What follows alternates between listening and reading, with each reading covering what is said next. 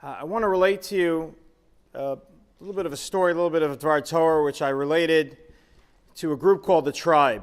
Those of you who may not be familiar, the United Synagogue has a wonderful, vibrant youth movement called the Tribe. David Collins is here, who's the director. And I was invited to spend Shabbat with them recently in England.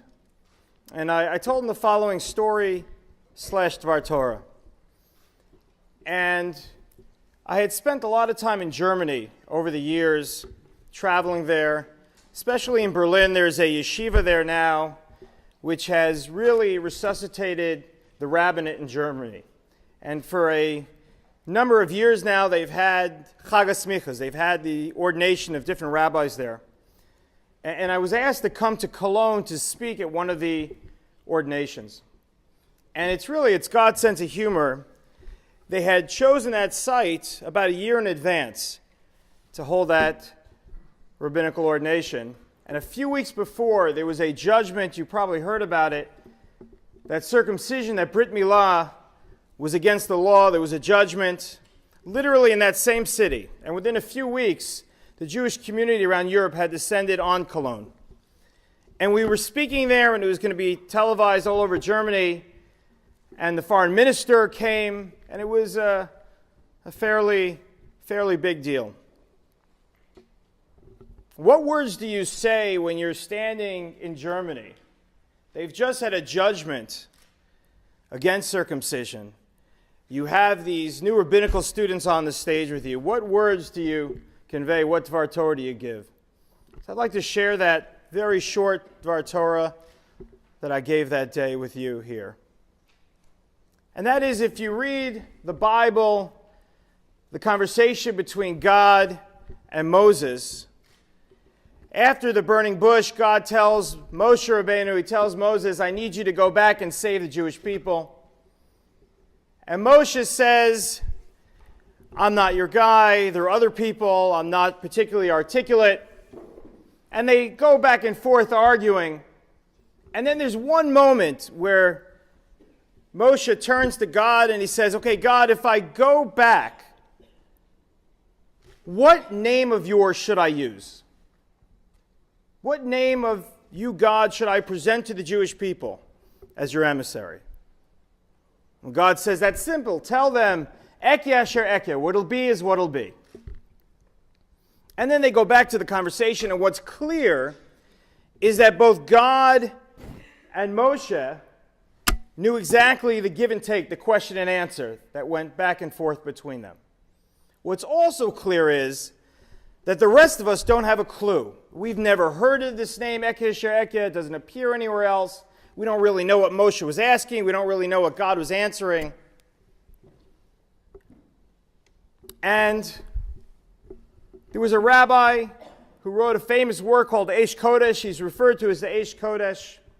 I always refer to this as a holy Dvar Torah because we have his writings today because he was in the ghetto and he was killed. But they took his writings and they put it into milk bottles and they buried it. And it was found by a construction worker after the war. So we know the words that he gave over in the ghetto. And he talked about this give and take in the ghetto one Shabbat morning. He discussed this question. And he said, the Eish Kodesh said, that there are two ways in which people view their lives. The first way is in the present. We're sitting here in a beautiful shul, hearing inspirational words. The second way we view our lives are the past, where we've come from, our families, our schooling. The Eish Kodesh said there is a third way to view your life, which is not so common for most people. And that's to look to the future. Not only who I am, where I've come from, but who I can become. And the Eish Kodesh said that what God was telling Moshe Rabbeinu was, Moshe, I understand that right now you're working for your father-in-law, you're a shepherd. You don't think that you can do this. You don't think that you can be this great leader. But Moshe, you can absolutely be that person. And Moshe, when you go back to the Jewish people, they'll tell you we've been slaves for so many years, we don't even know what it is to be free.